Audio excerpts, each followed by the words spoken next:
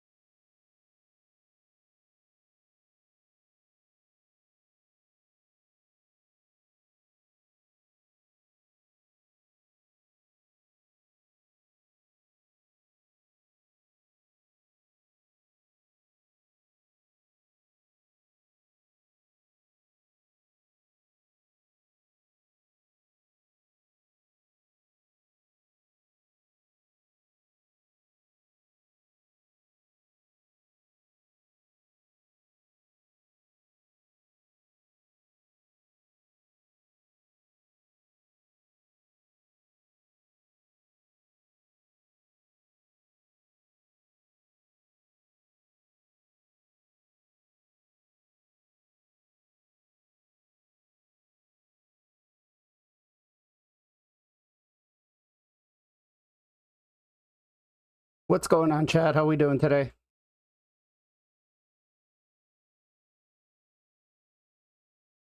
Give us a second here and we'll get started.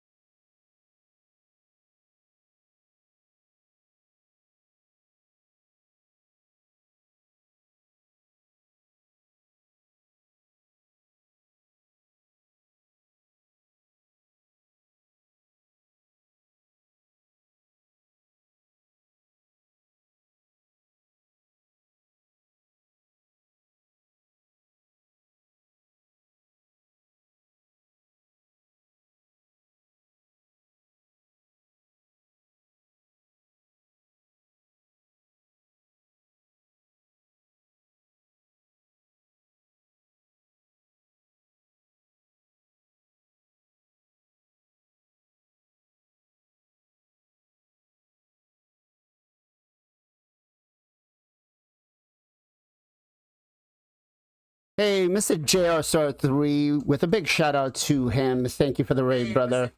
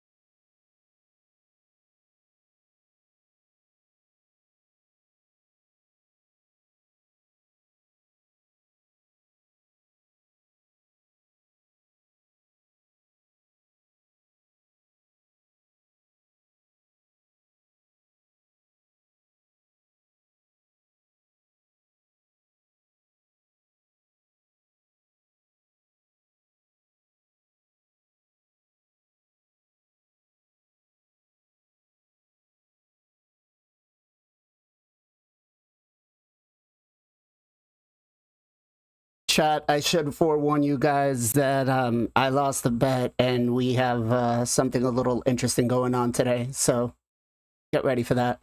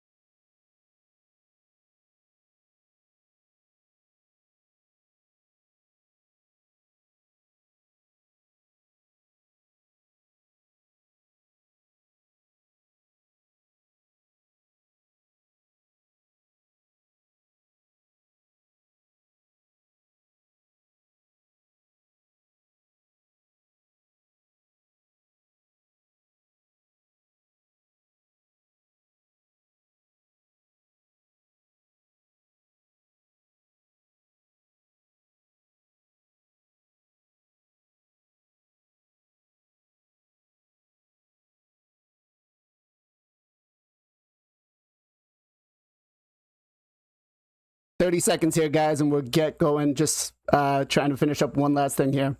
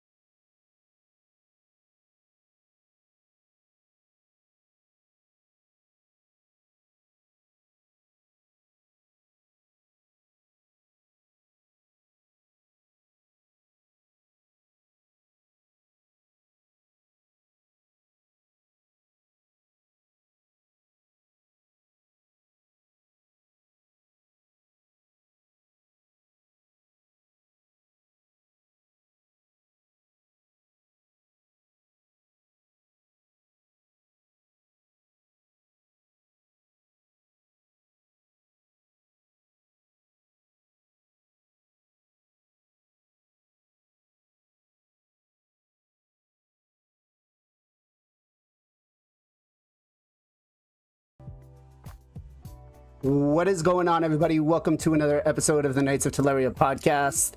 Thank you all for joining us on this beautiful Sunday. I am your host, BLAZIN, and we've got a lot to talk about today. First of all, let's address the elephant in the room. I lost a bet to my wife playing cards, and I have to wear makeup through the podcast today, which my 8-year-old daughter did. So, that's it. Let's talk about the rest of my co-hosts for today's show. Representing the free-to-play community, Mr. FinalKenpachi. Ken, how are you doing, brother? Doing good. I actually made a video last night, and I mean not last night, last week, about our primal shard. You know, because if you guys remember, I didn't pull any primal. Any mythical champion from my primal yet, which is probably I opened like 100 or so far. Mm-hmm. And looks like I need to wait another year to get another 100. So, which means to trigger your mercy, if you're unlucky, going to take you 2 years. Oof. And I understand this reality, and this is a little bit scary, not gonna lie. Okay. 2 years to get first mythical, and it is like what, Calamitous? Oof, yeah. That sucks. Yeah. That sucks. Not to mention how many more champs will be added by that point. True. That is true, yeah. That's calamitous, man. That says a lot right there. He's the HP burn champion, isn't he? Yeah, actually, my clanmate using him. He's actually not terrible. Like there is a even worse than him, maybe Frolny. And what was this bug champion? Afidus, right? Yeah. I think they are definitely worse than him, but you know, like. Okay. He's from Undead. Okay. Yeah. Yeah, he's looking pretty cool actually. Okay. Okay. All right. Next up, representing all you live arena players out there, the best content in the game, we've got Mr. Gestal Gaming. Gestal, what's going on, brother?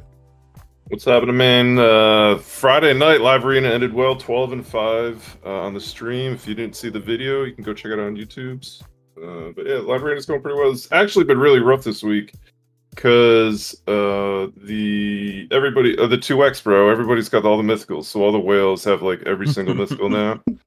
It's every day except for Friday I was 50-50. The fights have gone really hard. Damn, that's heavy. All right, next up we've got the I guess we're gonna start calling him Mr. Low Spend Endgamer, Mr. MXPJE. PJ, what's going on, brother?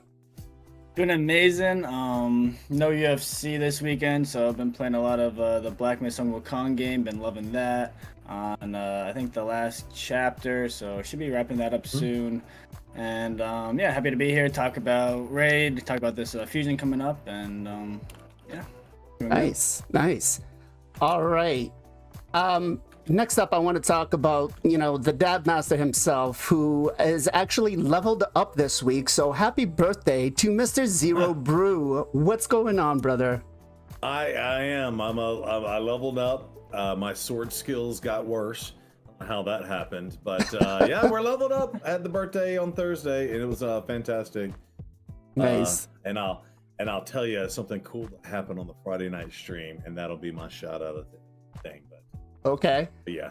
Can we ask what level you're granted now?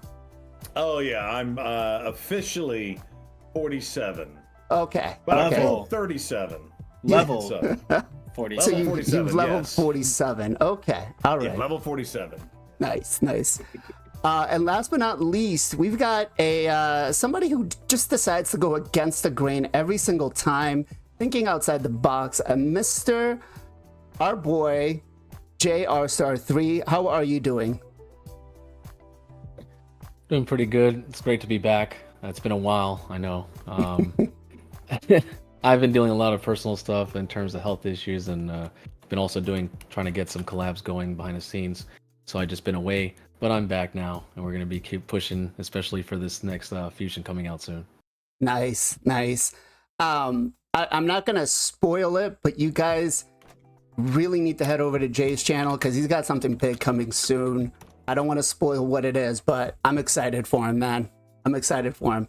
All right, that said, we got to talk about the new fusion that's coming out this week.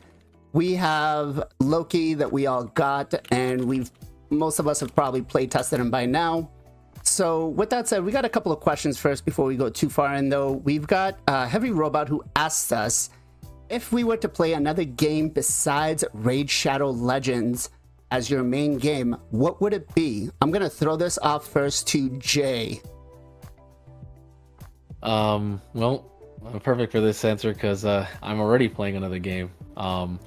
It won actually Best Mobile Game of 2024 in terms of visuals and audio, which is Wuthering Waves, which is a very similar game to like Genshin, very anime-ish. But it's a really good game. The company's doing really good, and in terms of like the characters and being free to play, you can play both. And it's not like a competitive where you have to worry about people who are going to come in if they crack, and it doesn't affect you because it's like a single player experience. So that my game is Wuthering Waves, which I'm already doing. Okay. Let's go to Zero Brew next.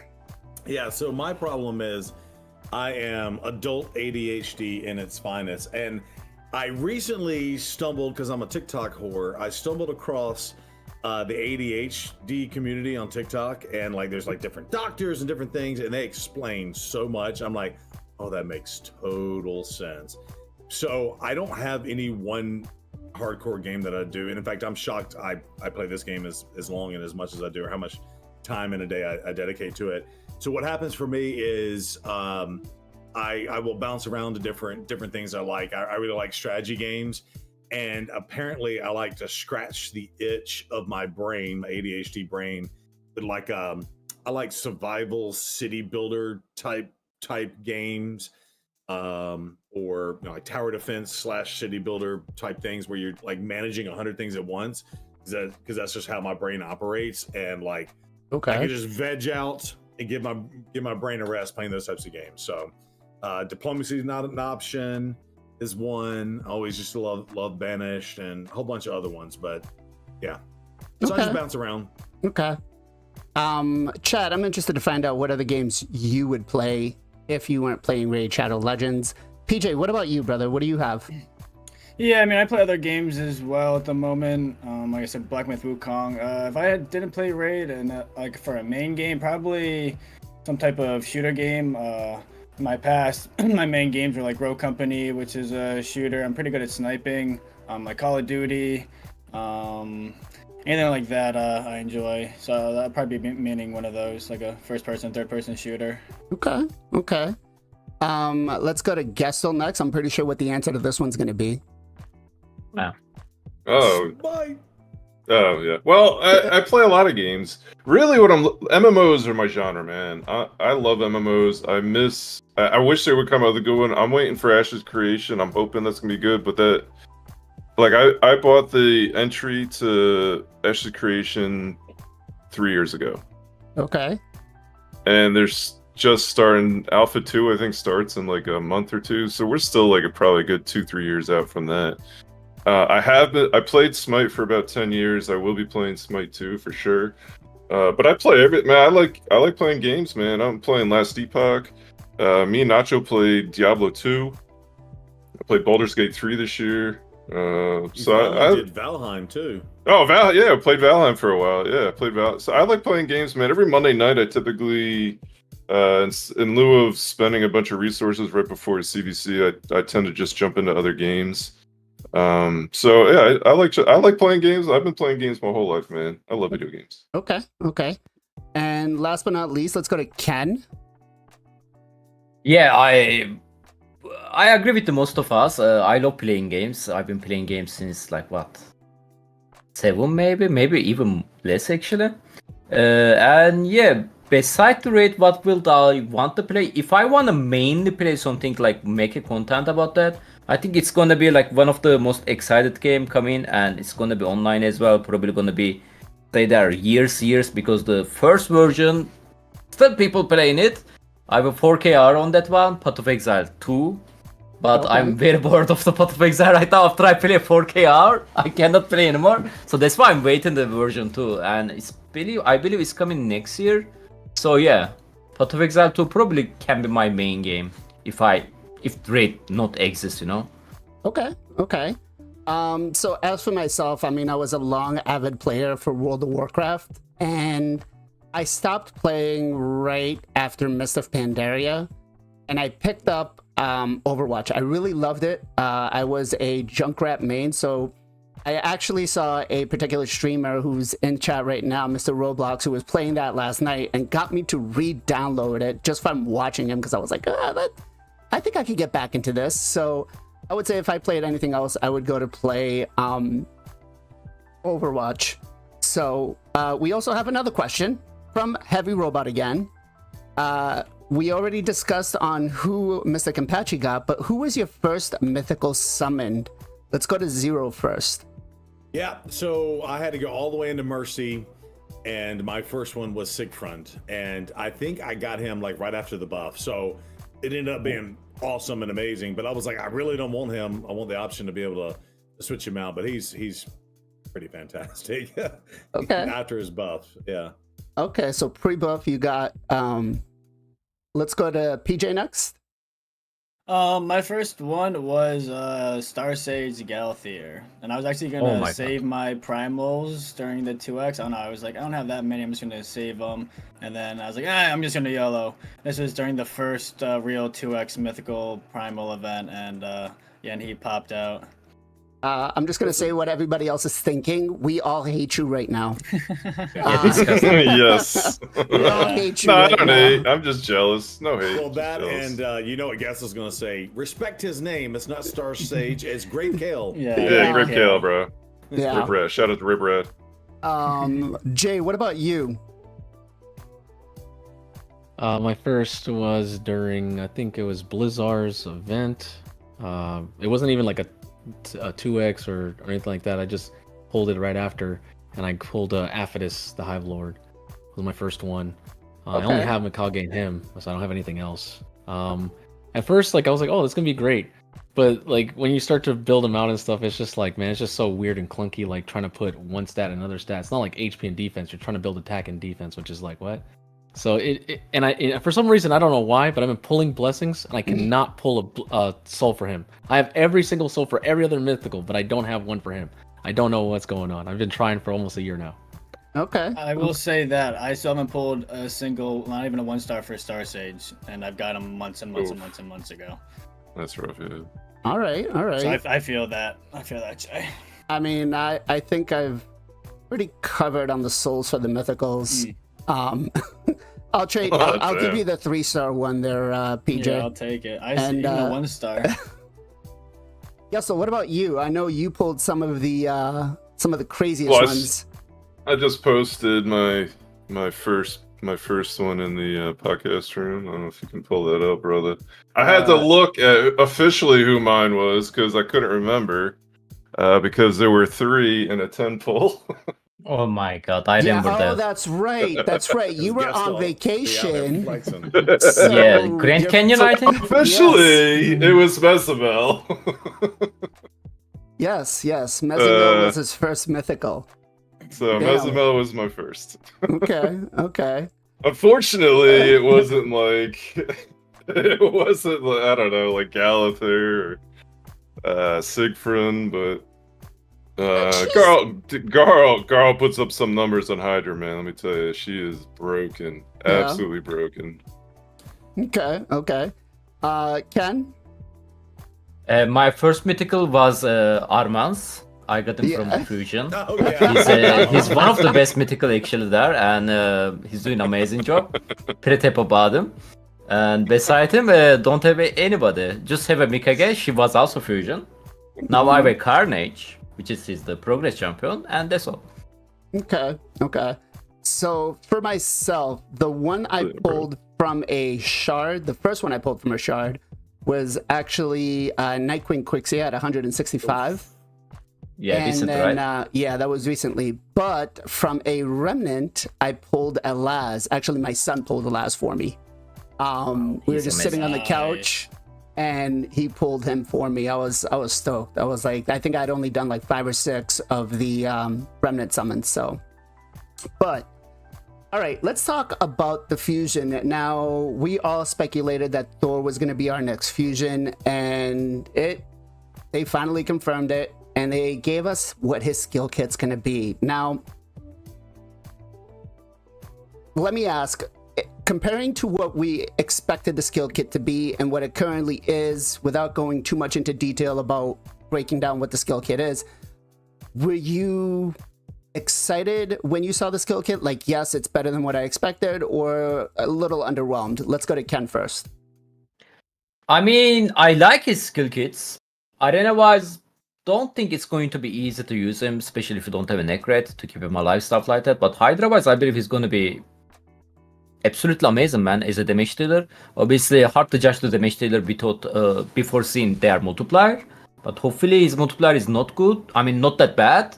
So he can do fantastic job. Okay. Okay. Let's go to Gestal next. I would say I think it's a little better than what I expected. I think it's a little better, and if the multipliers are monstrous, then I think he'll be a lot better than I expected. Okay. Okay. Jay, what about you, brother? Yeah, I was expecting it to be somewhat similar, right? Like have some, because he's lightning, thought some stuns. So there were some, some things were exactly what I thought, not exactly how they wrote it, but kind of what he would do. But there's one thing that I definitely threw me, like I was mind blown when I saw that A3 being able to reduce permanent resist. I was just like, what? Like that's crazy. I think people are underestimating this champion, not realizing what he might do for raid for the years to come on. Okay. Okay. PJ, what about you? Okay, I'm gonna say disappointed, and for one main reason, and we can talk about it later, but I'm gonna say disappointed because of the A2, and specifically the not being able to use against bosses. I Okay. really thought that TELERIA missed on this, and I thought that I kind of was under the impression that people were going to be able to use him for Odin, and like if they were struggling, like they could go for the fusion and use him, and that being able to be not used on bosses like really threw me off. Okay. Okay. And Zero, what about you? Yeah, I think it's a cool kid. I think it's interesting and kind of fits into what people think of when they think of Thor, right? You got Malathir or Malnir, you know, the of course the lightning that goes with that. And I think, and maybe we'll have this in a deeper conversation later in the podcast, but I do think compared to where some of the other champions are that have come out, and it kind of gets into the cyclical thing in Raid, it's like, do we keep having power creep and you keep releasing, you know, more and more powerful champions, right? And you know, match him compared to a G-Nut or Armand's or something like that. Where is he stacked in terms of how good they are in reality when you go to use them? So just my initial thoughts on that is he's going to fall in below all of those super OP champions that we all want and use. But I think in terms of like putting his kit together, some synergies there, and we'll get into the passes and stuff, but I really would like to see what it looks like firing him up and getting that going with ally attacks or whatever. I think that, or counterattacks, or I don't know, fitting him into a team, like does that like really get him fired up? I'm curious to see what y'all think about that.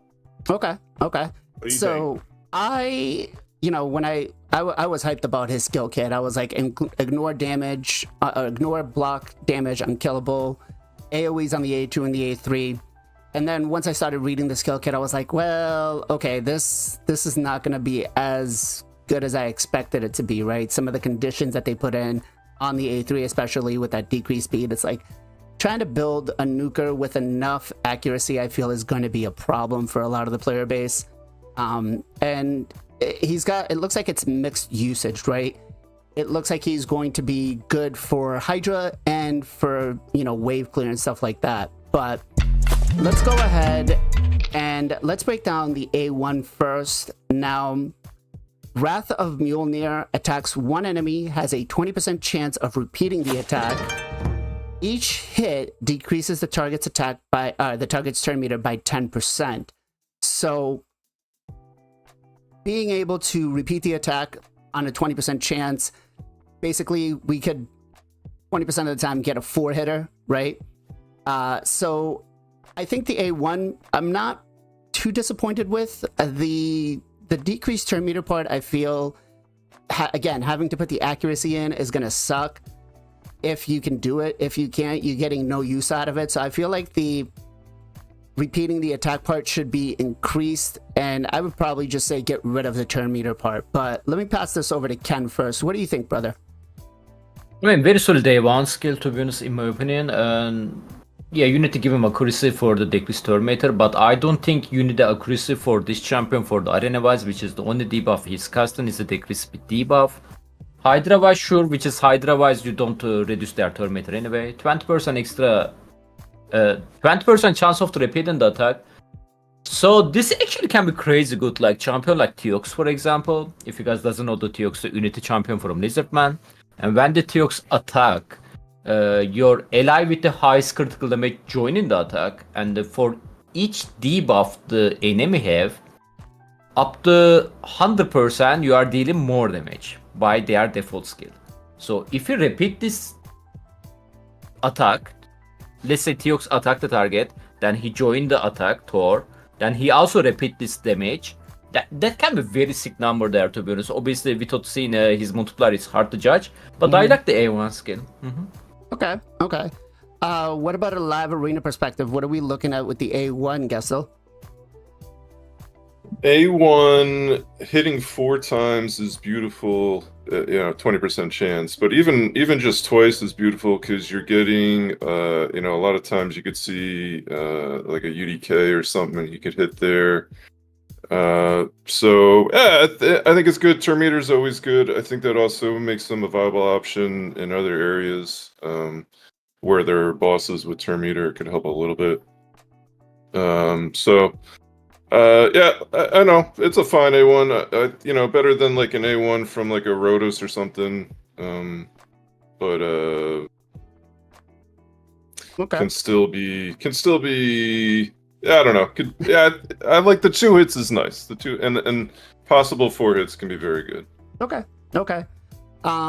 Jay, thinking outside the box, what can you do with the A1? So well, I thought of this champion. People think just a nuker, right? You might just look, oh, I'm not going to build accuracy. But this champion's kind of like Wukong in the sense that you can go multiple routes. I might not even build this champion for damage. I might build him strictly like in some sort of like artifact sets like stun or sleep or things where I can heavy control people, slow them down, and slow their turn meter. So he's very flexible that way, because the more you start hitting or dealing damage, the more those thunder counters will get to, and starts allowing you to be heavy control. So I think of the A1 kind of like I was talking about it on my video. I talked about it was like Skull Lord Vargal. You know how like sometimes you can repeat that attack and do multiple times. No one really builds Skull Lord Vargal to do damage. But if you think about like Fushan, people like to use Fushan with ally attackers or as a A1 nuker. So what if his multis are decent? You could start seeing a lot of people trying to do like quick teams by just sending Thor out and just going nuts with the A1. So I definitely think it's RNG, but it could be kind of scary. Look at Jorget, who has a chance of getting A1s repeating the attack, and that can be scary. So I think, yeah, Thor's really good on both aspects of being damage and control. But I guess we'll see what players will do and how they use the A1. Okay. Let's go to Zero. What do you think, man? Well, you got a hype train going, buddy. So take a minute to talk about that. On the Twitch side. I see. Thank you. Thank you very much for the Prime sub, Mr. Otis Carly. And then actually from the sponsor, we got a FinalKenpachi getting a gifted sub, and Aethland. Ironically, it picked the 2 people that are in the same clan. Suspicious right there. I don't know. But thank you guys. Gee, thanks. That's awesome. I was also looking at like this, was not gonna lie. That's awesome. All right, so yeah, I had like 3 or 4 things.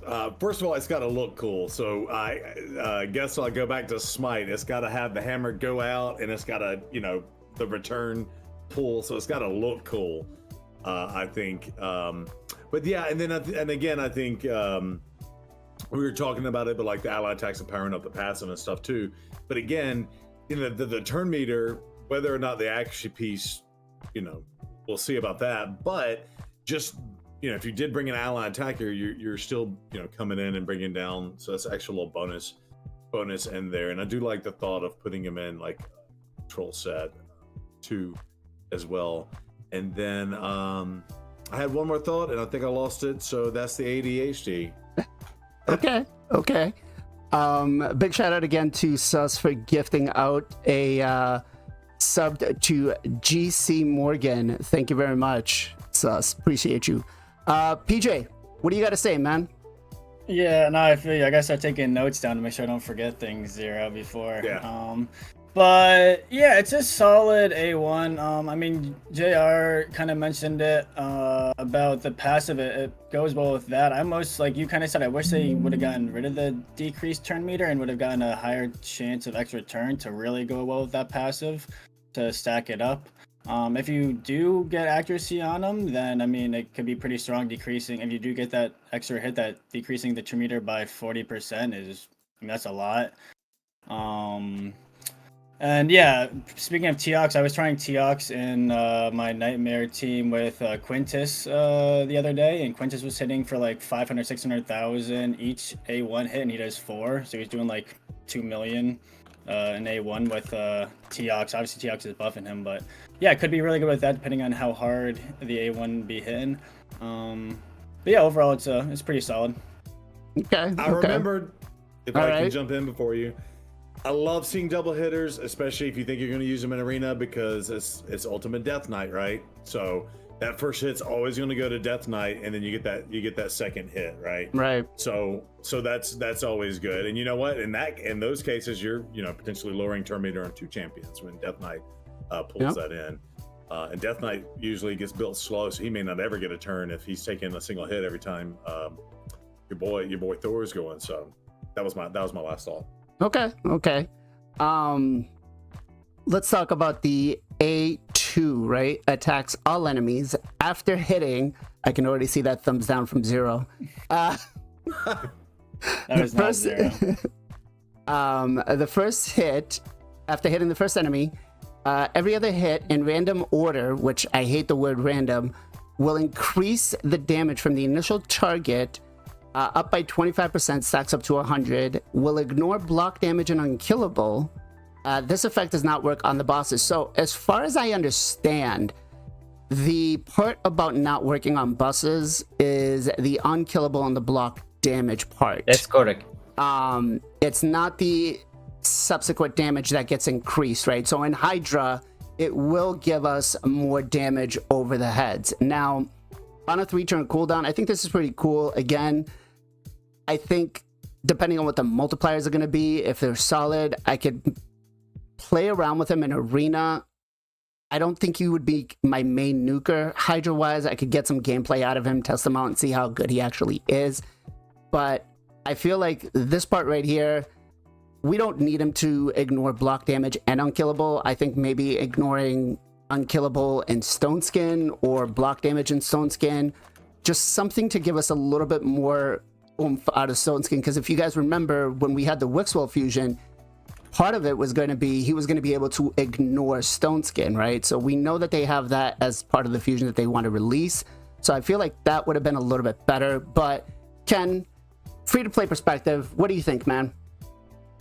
I don't understand why this is not working against the boss. Which boss has a block damage and unkillable buff? Odin. Just one. Yeah, but you He's, cannot deal damage on Odin with the raw damage dealer, like champion like Thor. He's not any max HP hitter. He's not HP burner. Like he's gonna hit like just 1%. Like maybe not even that much. Like this is, you can't kill the Odin with that. Arena, sure you can, but Dungeon Odin, you cannot kill him. Like that's so useless, to be honest, and it doesn't make sense at all. To like, I don't know, like guys, like I try to use my best DPS champion on the Odin stage 30. They are not dealing damage, man. They are not dealing damage. So you either need the NM max HP or the HP burn, poison stuff, as usual. Okay, if we ignoring that part, which is only block damage and unkillable buff not gonna work against the bosses, totally useless, and that's good because first part is going to use it. Hydra wise, maybe you guys doesn't know, I believe it was, I really don't remember his name right now, but one of the Hydra hit has a passive skill, so it's reducing your damage coming from attackable enemy skill, AoE attack. This skill attackable enemies, yes, but it is not attackable enemies, so it's hitting one target then hitting all another target by single target skill, right? It's like a Masalat A1 skill. It's like a Valkyne A2 skill, I believe. I believe the another Hex fusion we got like a couple of months ago. I believe he also has a similar skin. It's attackable enemy, but they code it like single target, so they can bypass this passive skill, so they can deal more damage. And yeah, this skill hopefully not going to be a bad multiplier. I'm waiting some massive damage from that. On the Hydra wise, arena perspective, sure, can be worked. Like I said, on his A1 skill, or in general this champion. Attack DPS champion, guys, like doesn't have any survivability, passive skill or stuff like that. Unless you have a Necret on your team, going to be hard to keep him alive. Sure, he can deal damage, but usually on this list, everybody with stone skin, reaction accessories. It's really hard to one-shot the enemy team on these days, so you are gonna let they are getting turn, their reaction is gonna be disappear, their stone skin gonna be disappear, and there is a chance they can smack you after that. So yeah, again, could be good for both of the content, PvP, but PvP gonna be a little bit hard. Okay. Okay. Gestal, live arena wise, do you see yourself using this skill, using this champion at all? Yeah, well, this is the skill that got me most excited when I was reading this kit, because a lot of people are using the lamest champ in the game for live arena, Helicath. They'll do like Helicath Alaz, so you're just sitting on block damage all day. So you're looking for the people that can hit through that. Obviously, Roto single target can do that. You got Baron, you got a couple other guys, a couple mythicals that can do it now. So this will bring another option for a comp like that. I think that makes them very niche if you're going to take them into live arena. I think you're basically like, if they last pick, like say they last pick Helicath Alaz, and then you have like the final pick, like he would be a good option there. Okay. But again, multipliers will play a big piece to this. Okay. All right. Jay, what do you got? First, when I thought I saw it, I thought it was gonna be like attack all enemies and then just be totally random. But it's random like after the first target and then it goes to the next. So this looks pretty cool because if you have maybe like 2 or 3 head like for PvE, you can get hider heads to get like big numbers, right? But people are thinking about PvP, how's this gonna be good, right? I don't think it's going to be that bad. I mean, even if you get extra 75% to 100% is a lot more damage. If I'm hitting for 200k, that's 400k. And let's just say they mitigate that 200 to like 150. That's still 300,000 to one champion and then like 225 to 250 to another. So like the last two are going to definitely get chunked while the first two might not. So most likely they're going to put the multiplier around 3.5 to 3.5 to 3.8 because if most nukers are 4.0 0 attack, I don't think they're going to do that. They do that, this is going to be nutty skill. But it's most likely going to be like a 3.5, 3.8, so it's more balanced. So the first person to get hit won't be Omega nuked, will be just smacked. And then the next will get really hard hit. I like the block damage and killable too because, you know, anti-swift parries, champions like Helicath, like I guess was saying, things like that. That's so annoying. It's like, oh man, I was going to win. No, I can't win. Not against bosses. That is kind of... I don't know, are they prepping for the next Great Void boss? Is he gonna have some sort of buffs like that? I don't know. Wonder if that's like a future thing. It does suck that we can't use it against Odin, which would make sense. But maybe it's because Thor is supposed to be part of them, so it's like, how can he counter him? But other than that, I think it's actually a decent skill. And overall, in terms of books for these 2 skills, we're only paying $5 for 2 skills so far. It's not bad. Okay. PJ, what do you think? Oh, so many things. Hold Flarium, on, let's listen. get the violin out first. Go ahead. Listen, Flarium, I really think you messed up here. I mean, yeah, Odin's the only boss in the game right now that has either of those. The only thing I could think of is in the future, maybe there's going to be a boss that they add. But, I mean, Kenpachi kind of said, like he mentioned earlier, that for endgame, like, you're probably not going to use it on stage 30, but I think for early to mid-game, like, on the earlier stages, he could have been super viable, where they're squishier, you can kind of use those, raw damage dealers more easily in those lower stages, so I think, I really think they missed it. Like, I thought of, like, I don't know, lore-wise, he's still going to do it in... arena, like normal arena and stuff. So if it would have said like Odin specifically, I guess I would have understood. But if you can do it in arena but not against the boss, like you're telling me Gembo, who's an epic, can ignore his block damage, but Thor can't, like, I don't know.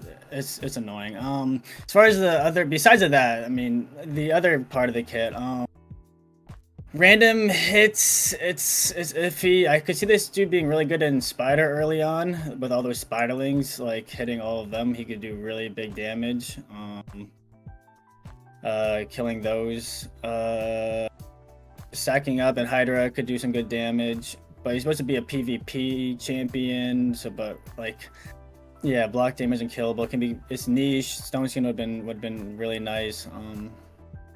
If it hits, it could be a solid move. Okay. Zero Brew, do you see yourself dabbing with this guy? Dabbing with this guy? Yeah, you know what's cool is I like when they bring out champions with like weird mechanics, right? Like you know, they're constantly giving us new champions all the time, increasing the FOMO and all that, and they kind of have to create new mechanics in the game to keep things interesting. So I like the fact that this, you know, it attacks all enemies, but then it like ramps up the damage and it's random, so you don't really get to target other than, you know, the first person you want to hit, right? So, you know, like maybe you can target the attack base or, you know, the glass cannon, and then as it ramps up and you're praying it hits their super tanky person last, like you can like do some really cool things with that. And of course it synergizes with I think Jay said it, so he's really got my brain thinking, but like a control, you know, like a stun set or provoke set or something like that, so that could get really cool. Of course it synergizes with the passive. And I like the idea of him tossing the hammer and it just bouncing around to all the peeps, right? That's kind of cool. Yeah, I hope it looks cool. I hope it looks. Yeah, it looks. I think we've seen some of it out there. Yeah, and it ramps. But like, up. I hope it's random every time. Like, it's not just Yeah. the same animation every time. Oh yeah. I guess that's what I should have said. Sure. Yeah, Okay. so I like it. And yeah, that's all I gotta say about that. Okay. All right. So Hammer of Heaven, the A3 attacks all enemies before attacking, places an increased attack and increased crit damage on himself. 2 turns, so self-buffing, bringing his own damage boost. That's solid. The second part of the skill kit is a little bit, I don't know. I feel like this part is, there's not going to be a lot of fights that he can use, that you can use him in, that's going to take, that you're going to be able to use him in like Ninja, right? To boost up his damage.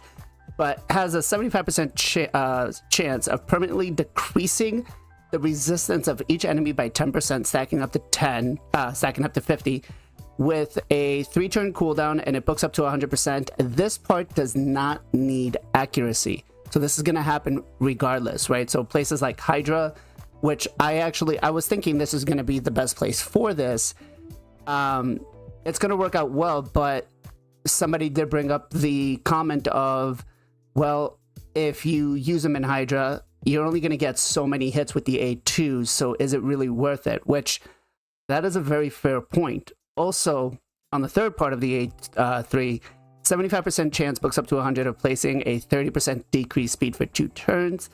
I feel like this one should have just been, for bosses, unresistible. That way we don't really need to build the accuracy in for him, and we can put him a little more into a damage build, or kind of like Jay was saying, a support build, right? But let me pass this over to Ken. Ken, what do you think about the A3? First of all, he have a self buff, increased attack buff, and increased critical damage. Critical damage is a little bit risky. It can make you mischief targeting, but increased attack is the good thing. Sometimes Hydra depends your account, guys. Like sometimes you don't have an increased attack champion for your DPS. Well, you don't have to worry about that on the THOR. He have a self buff. Second part, decreased resistance. Useless, like, because if I'm not mistaken, let's say we use this skill a lot on Hydra, we decrease their resistance, but if I'm not mistaken, when you kill them, cut their head, and when they come back, all this effect is going to reset, so they are going to back their normal resistance, you know, which is, you cannot build your team low accuracy by trusting that ability. That's not how is that going to work.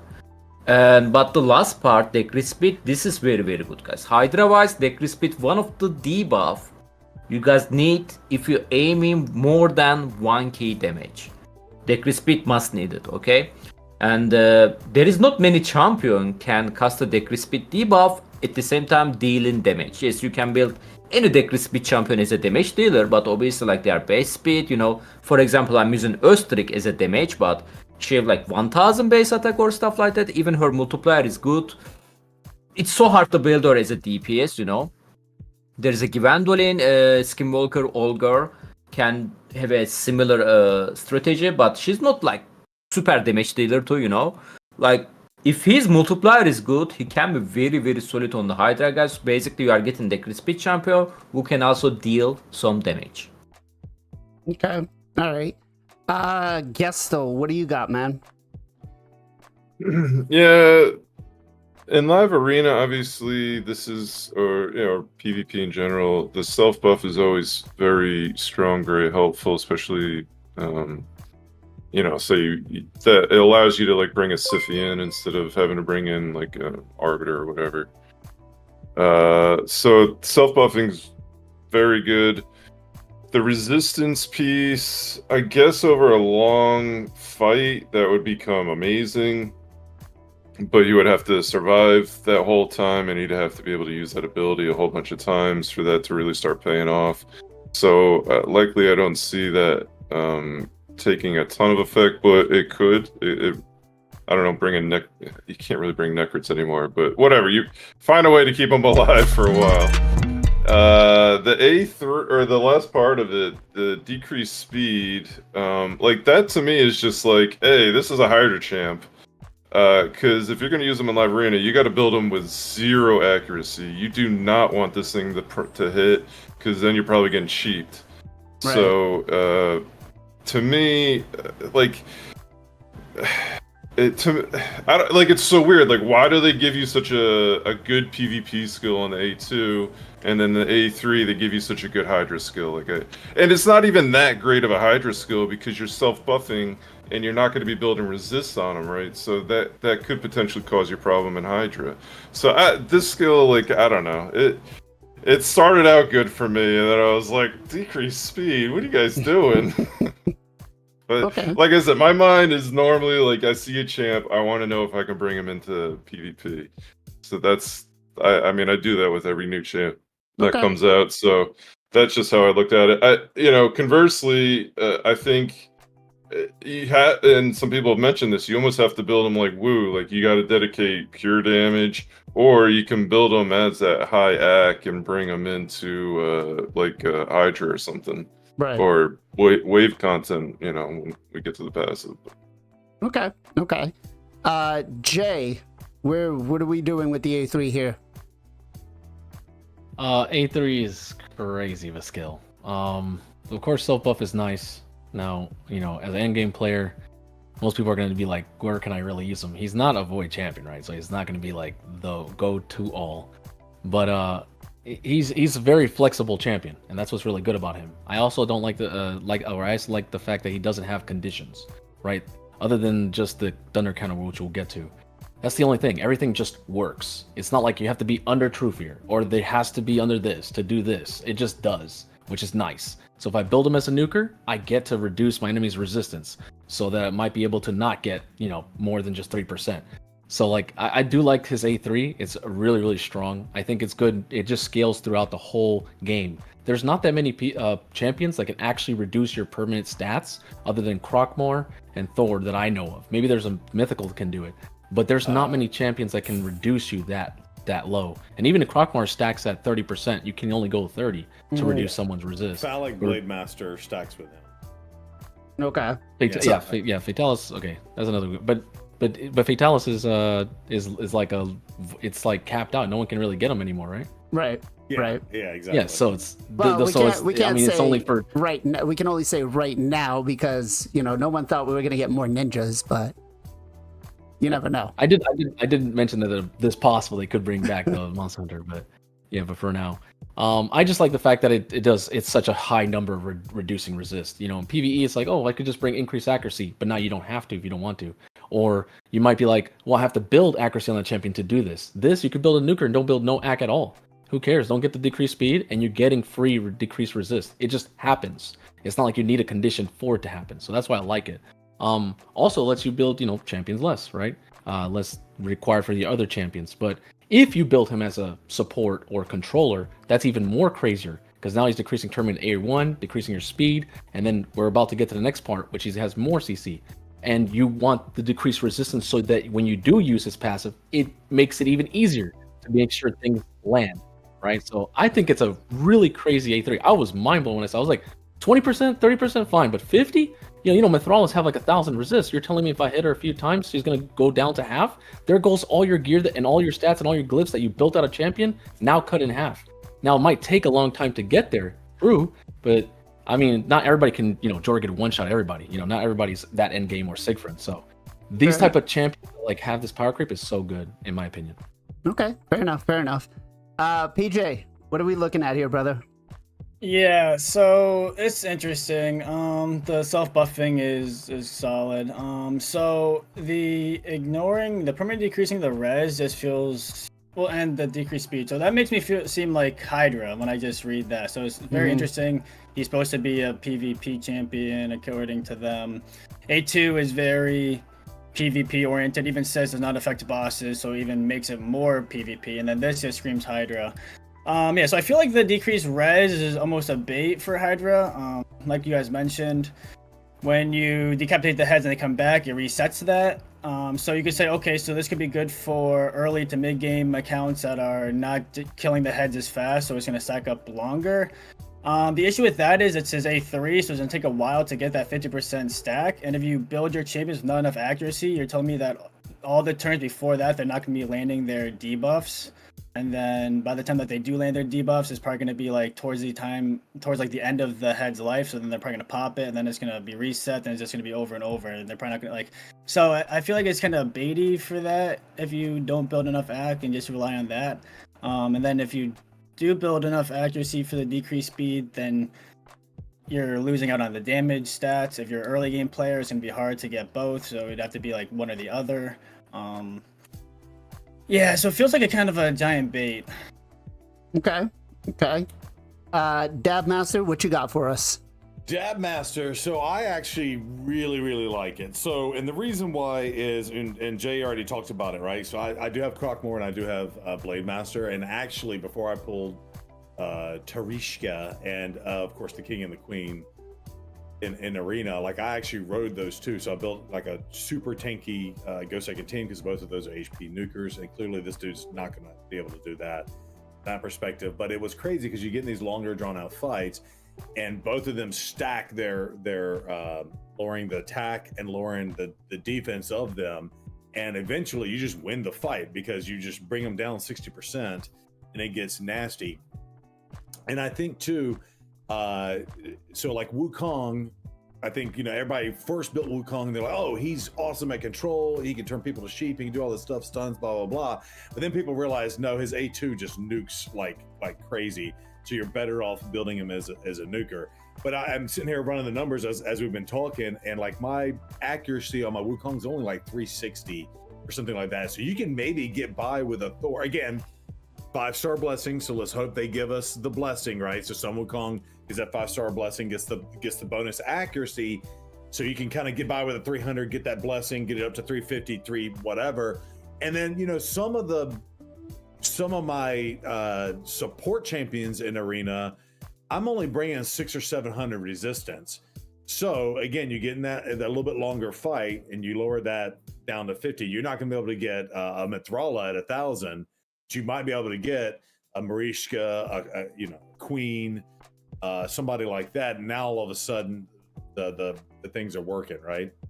And not to mention, in comparison with the multiple hits and everything that he's got going on, as alluded, you can throw him in a stun set, right? So those just, you don't need accuracy for that anyway. So I don't know. I like it, and I like that they're adding more champions that kind of do this permanent over a longer fight. Oh, and then the other thing, and it didn't really work out, but another long fight, especially when it first came out, was Amius. I call him Amius the Anus. Sorry, but that's his name in my head.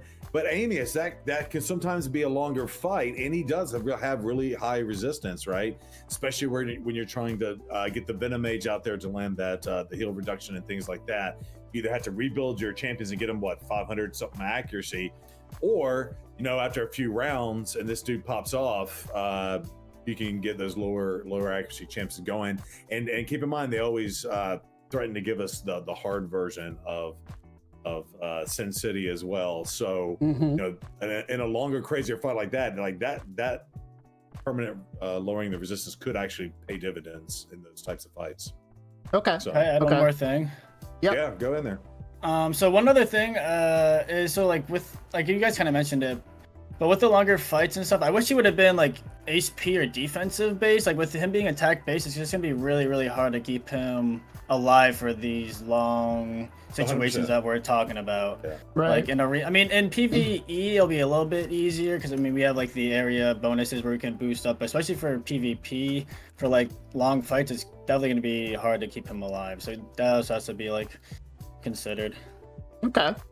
And one more thought to PJ. Yeah. I know you were saying on the A2, not to go back to that, but I remember my ADHD thought on that.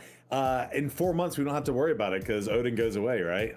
Yeah, true. well, that's the other thing is like, why even add it at that point though? Like, if he's gonna go away, then like, Right. who cares? Like, I don't know. He's just. They must have something. Here we go. Here's in their the temple future. hat. Yeah. They got some sort of something coming in the future where That's the they only thing I saw can think this. of. Now that's giving Playerm a whole lot of credit, and we know their track record. But just saying, maybe there's something coming that But they thought this guy might break it.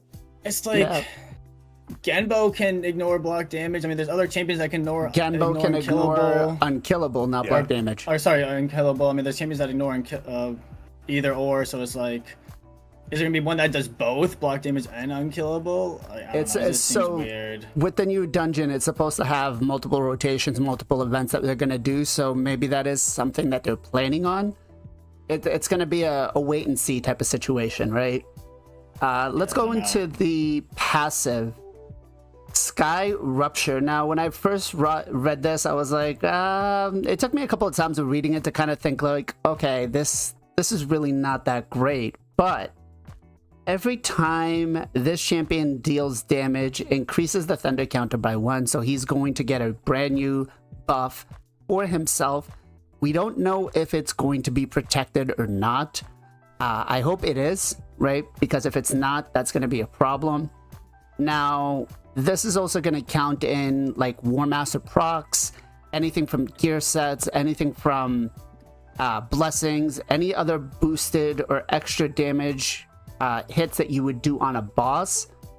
That counts extra, right, on top of whatever his base hits. I'm not sure about that. They said that. They said that everything they did. Because they said that in Discord chat, in the content creator chat. They said that those stacks will increase or will be extra. I thought they said opposite.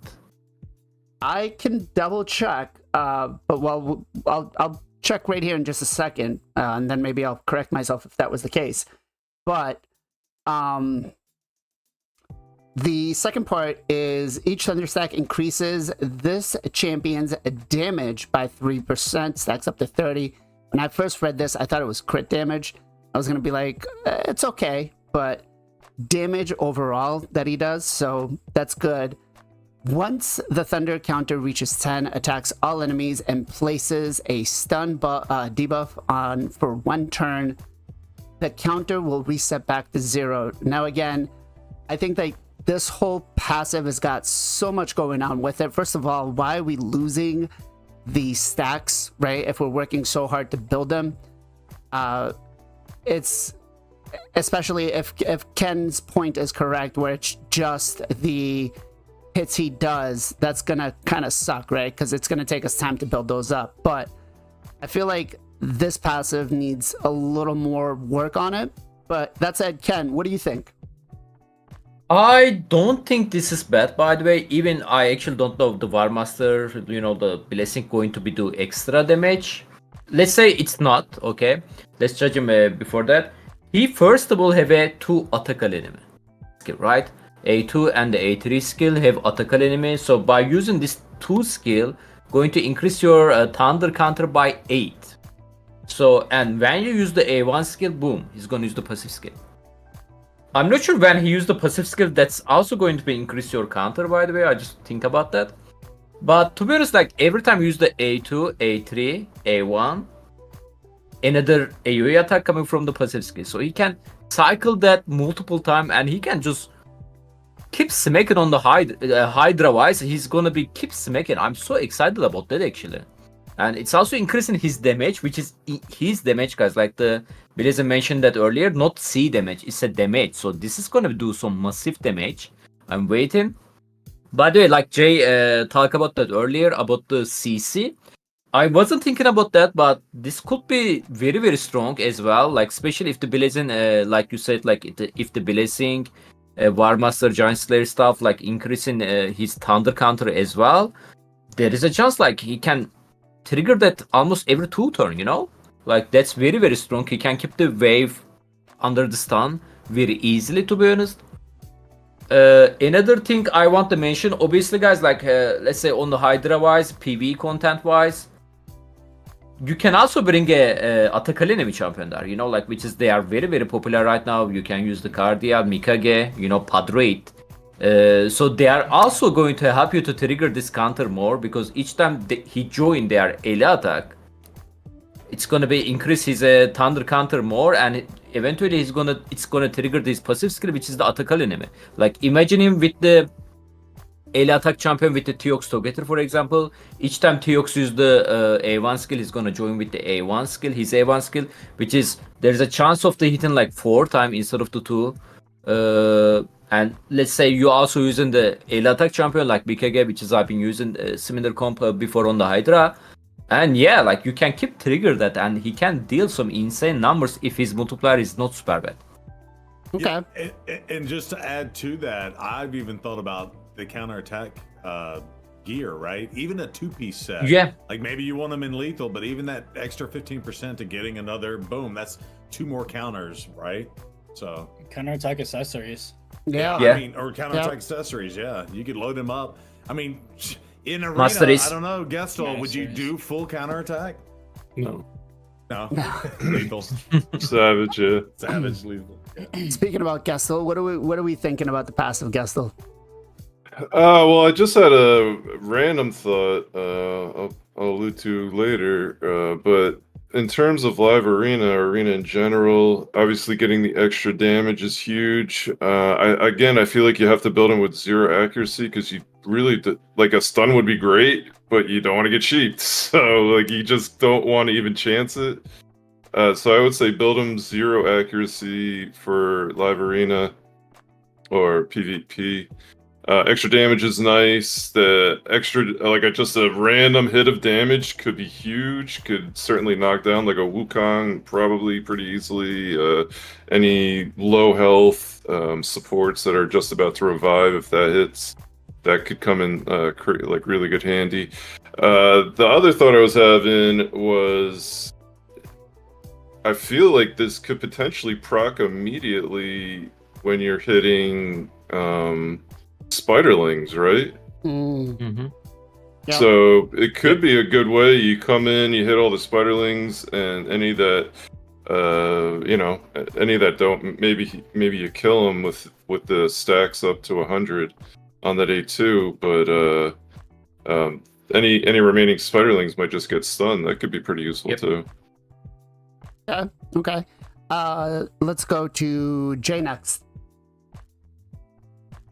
Yeah, when I saw this passive, I was like, what? Like, I thought the A3 was already dropping my mouth, but I was just like, whoa, it's not even crit damage, like you said, BLAZIN. It's literally the champion's damage, right? So now we're getting the A2 ramping up to 100, and now we got another 30. But it's based on the counter, though.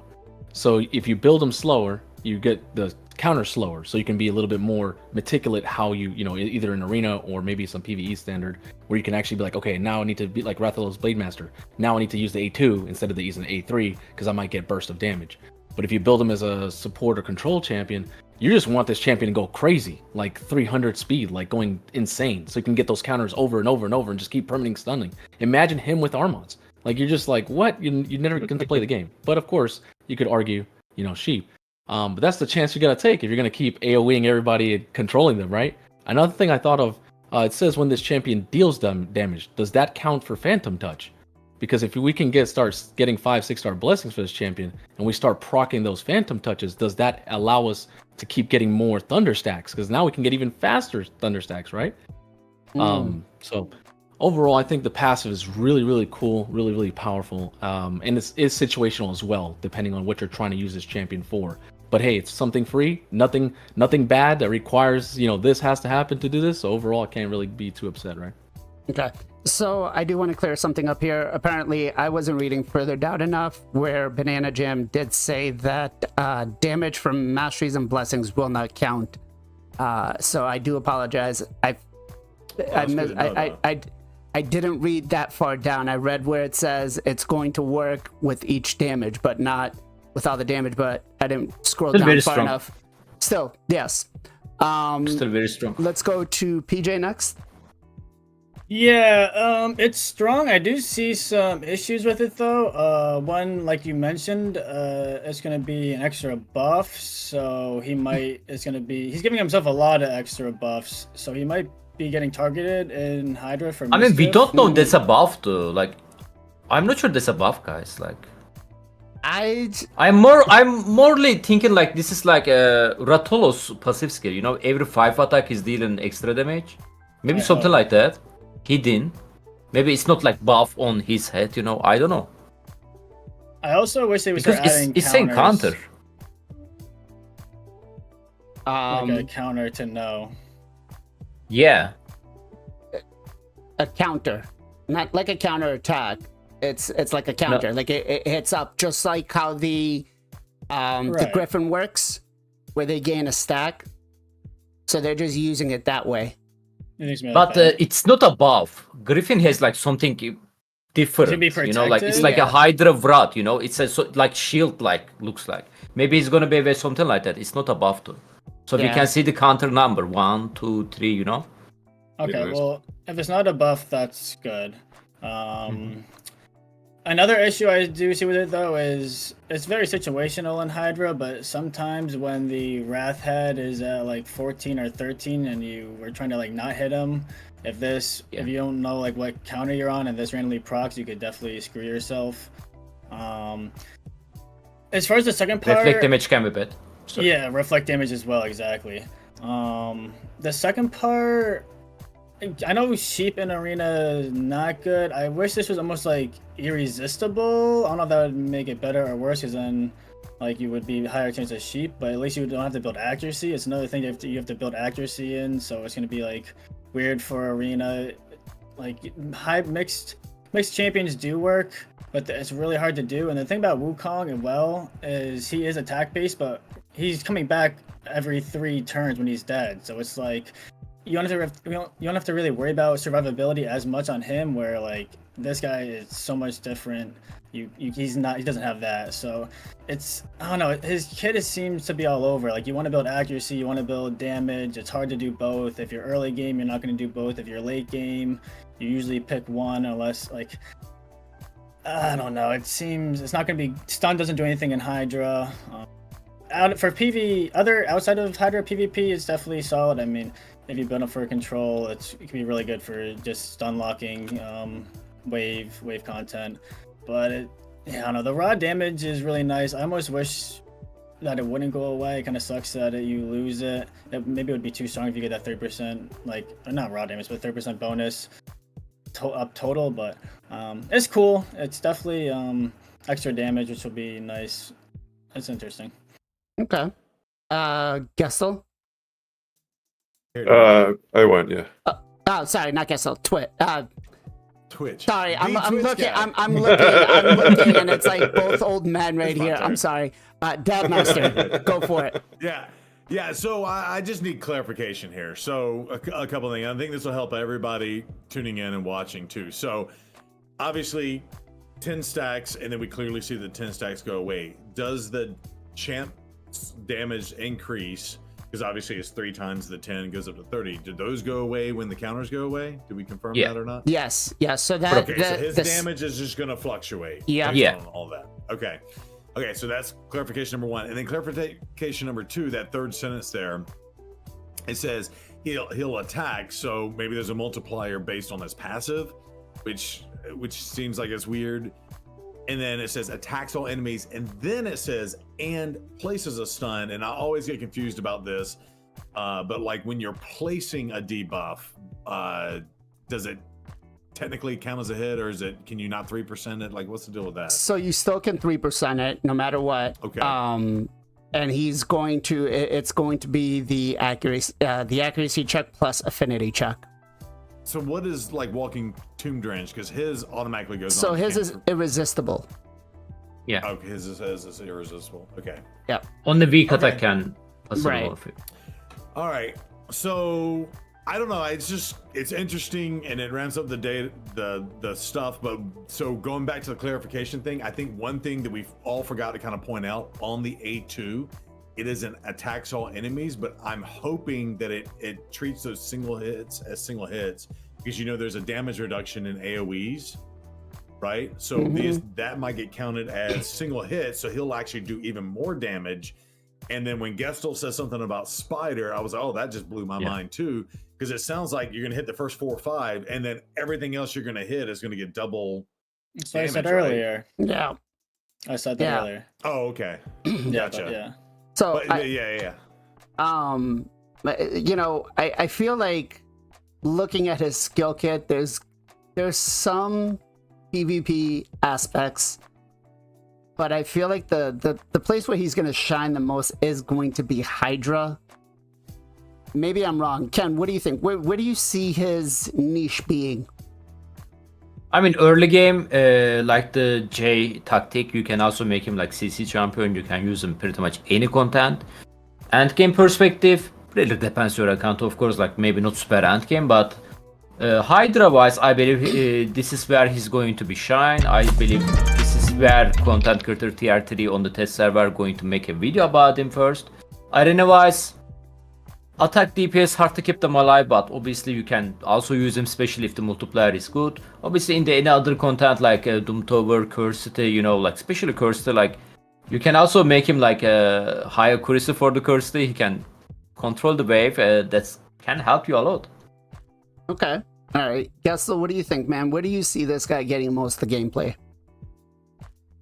Yeah, like I said, I think if you want to bring him into live arena or arena in general, it's got to be it's gonna be a very niche setup. You're probably gonna have to build him pure damage. I would say Stone Skin, Savage, or variation of ignore defense. But yeah, I think Hydra. I think Spider. If you're really in trouble for a Spider team, I don't think that's really the case for anybody. Like my free to play does like a 20-second Spider hard 10. Like you can, if you have a couple of the right champs, you can normally come up with pretty good teams there. But this could be a viable option there. I'm honestly most interested to see him in there with all those hits on the Spiderlings. I think that could be pretty fun. Yeah, but I think overall Hydra is where he'll probably be used by most people.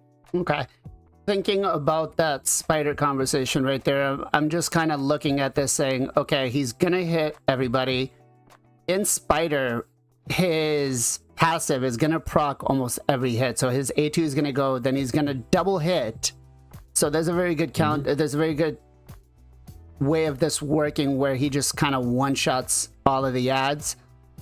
So it'll be interesting to see. Let's go to Jay. What do you have? Well, I think this champion's going to be good on most people's accounts. If you're like super end game, you might be able to use him for maybe Curse City or maybe even Hydra, like if you want to play around with him. But he's one of those champions that are going to be, he just scales, right? So if like I'm early mid game, he's amazing because we all know that the Great Hall, getting accuracy there is one of the most important things you need to do. But if he's reducing the resistance of the bosses or the waves, it allows you to put your CC so you can progress. So as a progression champion, he's amazing. As a Hydra, he has the decreased speed and he has, nuke his potential. Or as a support champion, he is able to put on these artifact sets or to be able to control people as well. I think he can do so much. Like he's super versatile, right? And he doesn't have these negative conditions where you have to have true fear, you have to have this to do this, or kill an enemy to do this, right? None of that. So it just works, and I like that. And he also has all battles aura, right? Which is good for no matter what content you're trying to do. So I actually like the champion. Okay. Let's go to PJ next. Where are we using him? Yeah, so it really depends on where you are in the game. He's kind of like a jack of all trades, it seems like. He's controlling, he's doing damage, decreasing turn meter, decreased speed, buffing himself, can ignore unkillable block damage. So early mid game, I could definitely see him being really nice. It's just hard to build these kind of champions. You kind of have to pick one or the other, especially if you're early mid game. Like you'll have to go accuracy and kind of build them supporty and just forget about the crit damage, crit rate, and just use them like that, or you build them for damage and you kind of hurt the accuracy, but the A3 does help a lot with the ignoring the res 50 second to 50, so that definitely helps a lot for early mid game to help with that. Late game or end game, late game. I mean, yeah, definitely like Faction Wars, Cursed City. It really depends on his multipliers. If he smacks, then maybe he could do some stuff in Hydra. Definitely Siege is potential. Can't forget about Siege. It's just so weird. He seems like he's kind of for PvP, but kind of for PvE, but like I don't know. I guess Jack of all trades seems good because like his A2 doesn't really do much for Hydra. With his second part, I mean the stacking up is good. The A3 is good for Hydra, but then you have to build accuracy. I don't know. It's Jack of all trades. I think he's a generally overall good champion. I don't think depending on his multipliers really matters a lot. Okay. One other thought I had. I'm sorry. Yeah, go ahead. Bommel. Bommel used to be like if you didn't cheese Bommel, like try to build a comp for that. It's really difficult because you need a lot of accuracy, a lot of resistance. So the reduction in resistance could be, and that's typically a long fight. Again, if you're not cheese, even if you are cheesing, it's a long fight. So that might actually be a good place for him too. Okay. Let's go to Mr. Zero next. What you got? I'm all excited. I just had another thought. Something else we didn't think about, guys, especially if the fight's longer, but everybody keeps saying we're worried about him getting polymorphs if you build him with accuracy, especially if you use him in arena. But that the A3 is gonna decrease their resistance, which has no idea to the thought I had. I just thought it would reduce their accuracy, and I was like, oh well, then they won't land sheep as much. And nope, sorry, that thought's out the window. My badge. But no, I look at him as kind of like Sun Wukong. I feel like Sun Wukong's kind of like that too. He can be used almost, and I'm gonna say Sun Wukong's like used. I think Sun Wukong's better because of his passive and the ability to revive. But that's so powerful against wave content because he brings the stripping and the block debuffs. He's good in Hydra, and then of course he's insane in arena. So. And Sun Wukong's probably my most used champion all around. And I'm hopeful, again, that Jack of all trades, I think that PJ was saying, that Thor kind of falls in lines with that. I'm going to be scared if Armand's and Thor get through at the same time. I think someone else mentioned that combo. I think that was Gestal. That could get disgusting and you never get a turn. And like I feel like control is back in the meta now. Or I feel like I'm seeing a lot in live arena. So okay. I don't know. We'll see. I think I'm going to use him all over. I think I might build him for damage and just enough accuracy, and hopefully we get the 5-star blessing. So player, please make sure that happens. Thank you. Okay. So let's talk about: is he a god? Is he worth becoming Thor, the god? And are you going to go for this fusion, Ken? Yes, I'm going for him. I like him, like I said. Yeah, I'm going for him. I have the resources I've been saving for the fusions and guarantee champion stuff like that, so no problem. Gestal? Yeah, I'm gonna go for it on both accounts. I am gonna, on my free-to-play account, I am gonna start being a little bit more restrictive on the fusions I go for, as opposed to just going for them all and trying to build up a little bit more of a shard collection. But I'm not going to skip this guy. I think he looks pretty good. I think he'll help me out on the free-to-play. Main account, I go for them all, so either way, I'm going to grab him. Okay. Jay? Definitely going to get him, because he's just like, Wukong. He's just super flexible, and I'm going to do different things with him, because everyone wants to do one way, so I'm going to show people another way, so I definitely have to go for him. Okay. I definitely hope they do the 5-star blessing, too, because without it, his kind of value goes down a little bit. I'm not going to prioritize him, but if I can get that 5-star, I'm definitely putting him on main roster. So, okay. PJ. Yeah, I'll be going for him. I have enough resources to do it. I think the big question is if you have limited resources, are you going to go for him or Freyna? That's a tough call, but he's good. I'll be going for him. The multipliers definitely, I think, has a big role in that decision for people, depending on what they need. But yeah, I just feel like his kid is kind of all over the place, which is not the worst. But yeah, I'm going for him. Okay. Zero, what about you? Come on. You can't have a Loki and not have a Thor. You gotta go for him, right? No, yeah, 100% going for him. I think Jay hit the nail on the head. Like, people, he's flexible, and people are gonna build him, one or two different ways, and I think you can pull off some really crazy stuff with all this. And of course, all this remains to be seen. So, put the asterisk on that. But like I said, I don't think he stands up to your Armands and G-Nuts in terms of like must get, this is account changing type thing. But I do think he's at that next tier down. And if you have the resources, you probably should go get him, because he looks to be awesome. And again, the way they rode in on his A2 and some other things, and then of course the resistance thing, makes me feel like they have something else coming in the future, trying to predict the future, and he may be one of those critical pieces that gets in there. I go back to like Morgan. I skipped her. I've ended up pulling like 3 of her, but like she's, because her heal reduction mechanic is unblockable or unresistible or whatever, or protected. I think it's the right terminology. And it's like, okay, this person I chose to skip at that time is like the perfect champion to take out Armands or help you take out Armands. And I feel like, I don't know, the way they wrote some of this or that bringing down the resistance, there could be some weirdly high resist boss that comes in the future that this dude is going to be the critical key to help your team take it down type thing. So okay. Chat, what about you guys? Are you looking for taking on this fusion with Thor? He is going to be a hybrid fusion, so he's going to be a little more difficult, but I'm just I feel like for myself, he's looking to be a Volcardian, to be honest. And I don't know if I really want to put the books in him, especially because, again, everybody's calling for this Freya that's going to be coming, and I think she's going to be a lot better. Granted, it is. Can I say something about Freya, Deck of Fate event? Yeah. Do you guys think there's a chance they can do that during the fusion? I think there's a very good chance that they're going to do that during the fusion. Because I looked at the previous hybrid fusions, and usually during the fusion, mid of the fusion actually, there is like pet event they did before. There is an extra summon event. We didn't see Deck of Fate, but that would be nice too if they do, to be honest. We can also get the fusion fragment stuff like that, and Freya, I'll take it. Okay, go ahead, guess.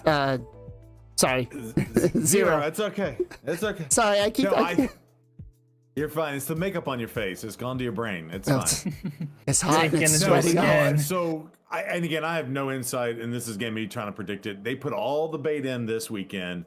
We got the fusion, I'm guessing, coming on Thursday. We don't have CVC Monday, Tuesday, Wednesday. And I don't know how long Deck of Fate events last, but my guess is Monday-ish to Thursday-ish, before he goes live on the fusion, might be where the Deck of Fate comes in. I may be completely wrong in that it may be after Thor.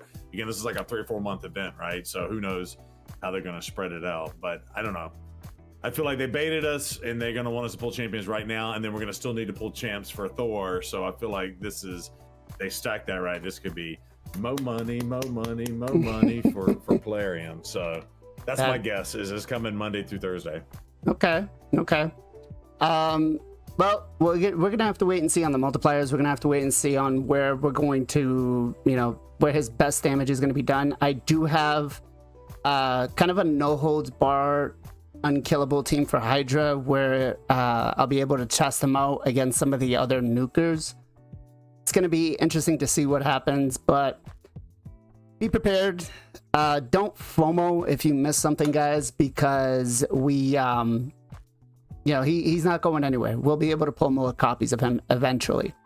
That said, though, let's talk about his brother, or his counterpart, Loki. What was that, Ken? Oh, sorry, I thought you were talking about Freya. Oh, no. Freya's gonna get her own dedicated version when I pull her. Okay. But let's talk about Loki. Have you guys play tested him at all yet, Ken? No, I didn't build him. Okay. Gestal? Muted. Muted, brother. Yeah, my bad. Sorry, I built them during CVC, but I haven't used them. Okay. Jay, have you built him yet? Yeah, I built him, but I didn't book him. I forgot that during CVC I was booking all these champions, and I was like, oh, I have Loki. I was like, dang, I should have probably booked him first. So now I got no books, but I fully got it mastered. Everything. It's just no books, so I'm just like, we'll have to wait for that now. Okay. PJ? No, I haven't tested him or done anything with him yet. Okay. Zero? Blazin, Wow. you're gonna have to save us. You're gonna have to save us on this one. But yeah, no, I got his masteries and everything, and I got him at like level 48 and 6-star. I'm not sure if I put books in him or not, but so hopefully you play tested him because all of us are slacking.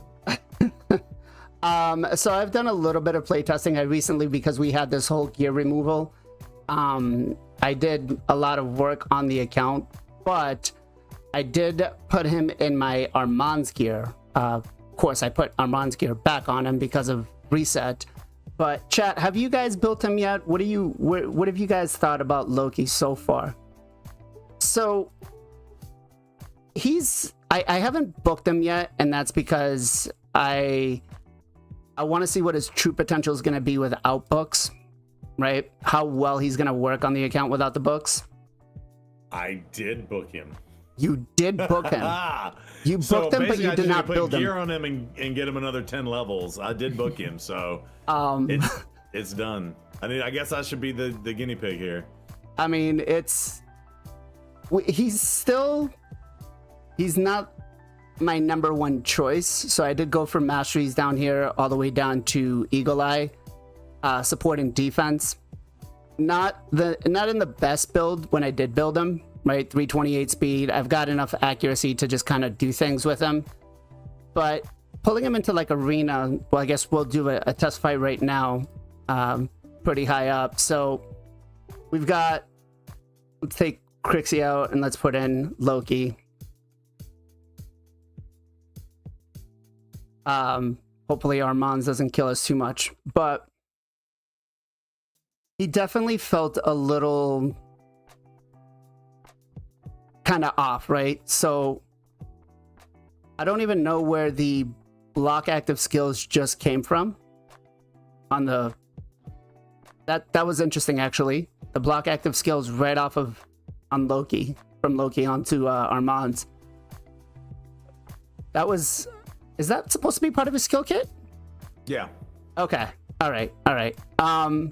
So let's talk a little bit, I guess, while this fight's going on.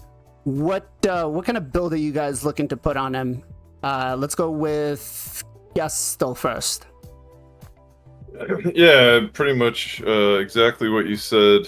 I would probably look to throw something like what Armand's or Yumiko's got. My Armand's right now is a two-piece stone skin, but high speed, high ac. I would say something similar to that. Okay. Let's go to Jay next. How do you think you're gonna build him?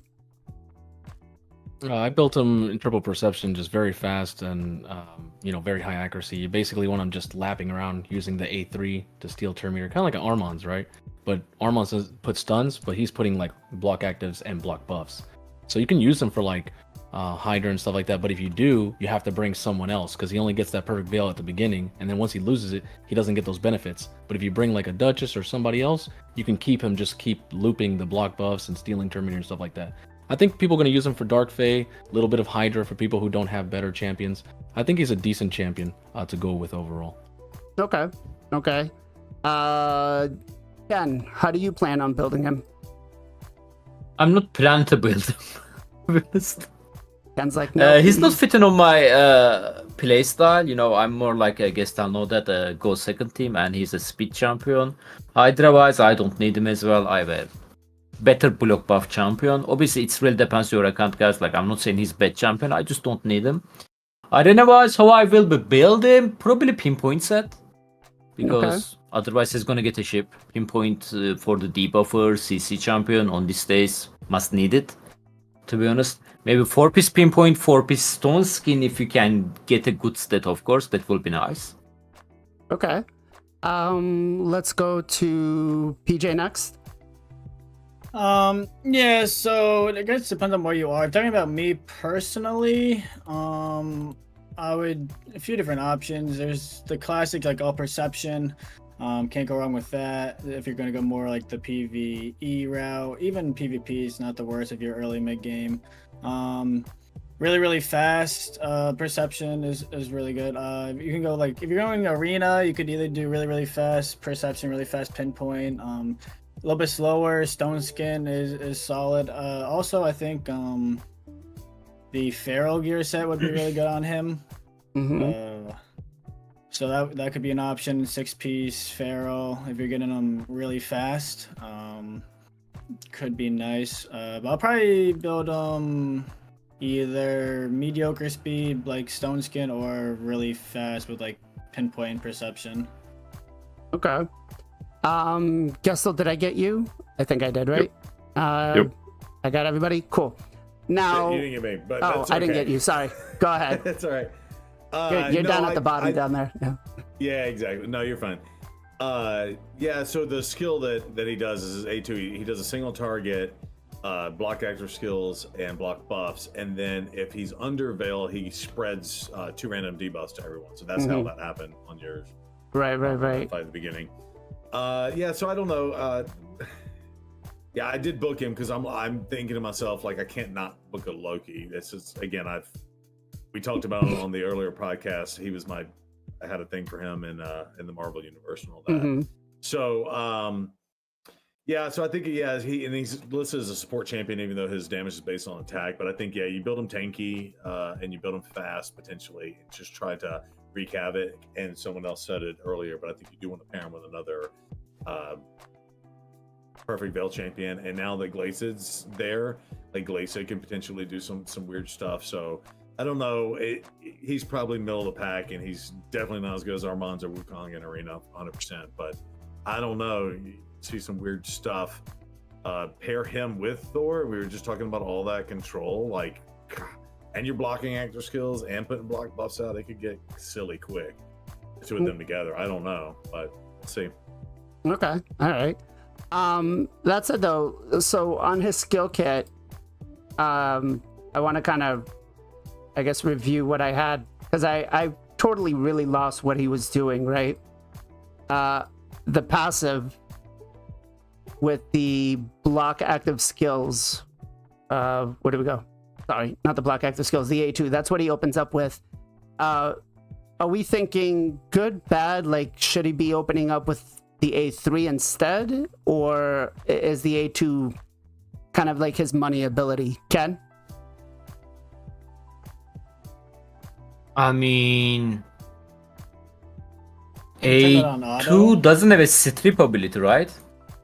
The A2, I'm sorry? No, the A2 A2 doesn't have a strip ability.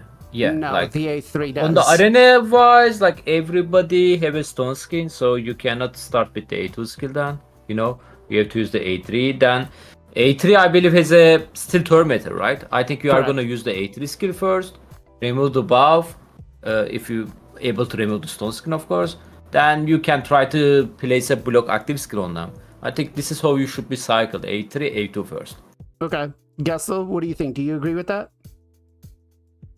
Oh, I guess it all depends on how it lines, like what you're looking at, right? If you're going first, going second. I think it sounds right how Kenpachi said. Like 75% chance to steal all buffs from a target enemy and 100% of their turn meter. I feel like, yeah, it depends on what you're facing, because you probably want to get the stone skin off. Okay. Because then, yeah, the A2's doing nothing for you if they're all in stone skin. Okay. So, yeah, I'd say you want to go with the A3 first. But if they're sitting there playing Jane, man, I would definitely open up with the A2. Okay. Jay, what about you? He's kind of flexible as well, you know, because you can build him if he's under veils, you don't need no accuracy. It's unresistible. Well, you can build him as a turn meter booster, right? Because he can boost turn meter if you're not filling your own. If the turn meter wasn't stolen. So there's different ways you can use it. You could be like, oh, I'm gonna go first, take off the stone skin, and then go. And if you steal turn meter without stone skin, let's say you hit somebody that doesn't have it, then you can also go into the A2, kind of like Armons, and just go, you know, A3, A2, and just keep doing that. Unfortunately, his A3 is not a 3-turn cooldown, right? Because then that'd be kind of crazy. We'd have another mini Armons. So they made it a 4. So I think it's important to still use that skill since it's a higher cooldown. You want to get that back, right? So I would go to A3 into the A2, and that's how I would do it. Okay. PJ, what about you? Are you talking about like on auto? Or are you talking about like what like or in presets or just in general? Presets. What are you thinking? Are you thinking the A3 or the A2 first? Yeah, so I feel like he's one of the champions where presets doesn't really fit him well because it's very situational. It's not like a Yumiko or Warlord where you're just going in and like doing the A3 right away, locking them out like every time first. It really depends on what you're facing, kind of like what Gestal and everyone else mentioned. If you're facing everyone with stone skin, then yeah, obviously you gotta A3, try to steal it. But if, like he said, if you're going in, no one's in stone skin, then that A2 can be really, really strong, locking them out right away. It depends on, again, if you're doing a go first or a go second team, kind of factors in a lot. If you're on defense, it's gonna be hard to have him. I don't know. I feel like he's a weird champion to have presets because the A2 is also like, is he gonna attack or is he gonna do it on your champion? But I'd say in general, if you're just doing generalizing, I would probably start with the A3 first and then A2. But I'd say it's very, very situational with him. Okay. And Zero? Yeah, so one of the kind of crazy things is the evade piece on his passive too, right? So I'm like thinking against like a Warlord or Yumeko. I'm guessing he has a 30% chance of just evading those effects completely, which could allow him to then like mess with the enemy team. Could be kind of cool. The other thing I was kind of thinking of, and someone will have to test this to see how it works, but someone was doing Astrolith and the pizza cutter dude, I think his name's Jag, and they were like taking out like 800 to million powered full mythical teams in full stone skin, obviously because of the Astrolith and unresistible bombs. But I'm curious if you can almost use Loki in that spot too, where Astrolith does a single target on someone with stone skin, and then he targets that with the A2, and his block buffs and blocking the skills doesn't go because of the stone skin, but it will grab those 2 bombs and spread them to the entire team. You can potentially do that and nuke a full stone skin team. So again, that's going to be super, super niche and probably really hard to pull off, but I'm curious how that'll work out. So those are my thoughts. It is going to be cool to see how often the evade procs, though, because that could be the difference in winning a losable fight too. I feel like a lot of the times right now I'm getting in these fights, it's like I don't even get a turn or I get nuked because of all the crazy control. And he could potentially be a game changer if he can evade that one specific thing, and then boom, he can lock down the enemy team, and then your people can get time to recover and get back in the fight. I got one more thing to add. Go for it. Also, depending on like your team, the A3, if you're using him for the increased attack, like he's bringing like that on the A3. So if your nukers need that, then definitely be opening up with the A3. Okay. So I guess it depends on that. Kind of like what we just did right now. And he's the only one that survives. And she cleansed. I guess speed tuning is the thing, right? That's it. So helps. Are you guys? So for the ones that haven't built them, like Ken, is he a 100% questionable? Like not gonna worry about it, not gonna do it, or are you still on the mend? Ken? I mean, I can 6-star him just for curiosity, he can help me, but arena-wise stuff like that, Mastery's book, no, I'm not thinking to give him any one of this. Okay. Gestal? Yeah, Unless there's just something content that comes out where you absolutely need to use them, I don't really see investing too much time into them. Okay. Jay, you already have. So, is there anything else you want to say on it? Yeah, since we're all basically almost, most players are going to be guaranteed to get that 5-star blessing, right? We saw what Chronicler Adeline was able to do, and she was pretty meh when you tried her in Hydra and other stuff. But I pretty much use her in Iron Twins, and I do use her in Curse City. So she turned out to be amazing, and she's meh unbooked. Imagine when this champion is actually booked and actually usable. So he's going to be way better than her with a free 5-star blessing. So I'm definitely going to be booking him out. Just like I just forgot about inputting some other champions. Okay. All right. PJ? If I had a Astrolith and no way of spreading it, I would consider it. I think it's a really good arena option for plat pushing late or any arena. I think it's a really good option. As far as Cursed City and other areas, I don't, unless I really need them in a certain room that I can't beat, I don't see myself leveling them up anytime soon. There's a lot of other epics and legendaries that I need for specific rooms to help me with Cursed City. So unless he's one of those, I say he's going to be put on the back burner for a little bit, unless, like I said, unless there's like new content where he's like a must build. Yeah, so for me personally, I'll be waiting and he'll be chilling for a while, I think. Okay. And Mr. Zero Brew? Yeah, I might tinker with him. Again, I was doing that CVC and I was like, oh, I gotta book a Loki because I have a thing for Loki. That's a Zero Brew thing, and but you know what? It is true. You're probably not going to use him as much. And then as I'm watching your fights, the cleansers with the block debuffs really dampen what he's bringing to the table. Right. So your Elvas, Pythions, Mithralas, and doesn't Freya do a cleanse and block debuff? One of them does, or something. I believe so. Yeah. Yeah, or I don't know.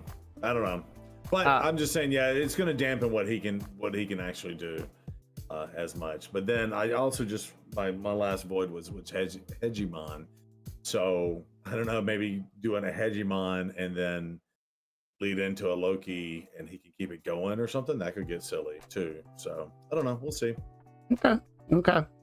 All right. Well, I guess my last question for you guys is going to be, where can people actually come and find you guys? Ken? FinalKenpachi on the Twitch with the same name, YouTube, FinalKenpachi guys, streaming every single day except the Sunday, starting with the Columbus reset on the Twitch, and the Sunday exclusive, I'm here. All right. Gestal, where can everybody come and find you, brother?